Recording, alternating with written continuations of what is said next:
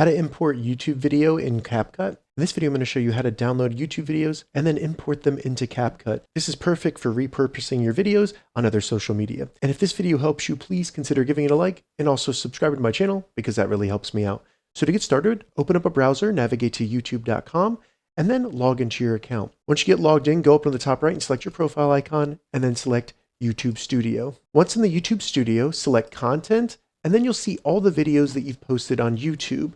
So the only videos we can download from YouTube legally as a file and use in CapCut are going to be the videos that we've uploaded.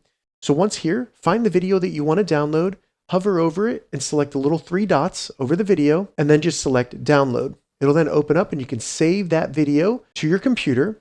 Then all you need to do is open up CapCut, select Import, then just find the video that you just downloaded, open it up, and then it will bring that video in. You can drag it down to your timeline and start editing it. If this video helped you, give it a thumbs up and please consider subscribing to my channel.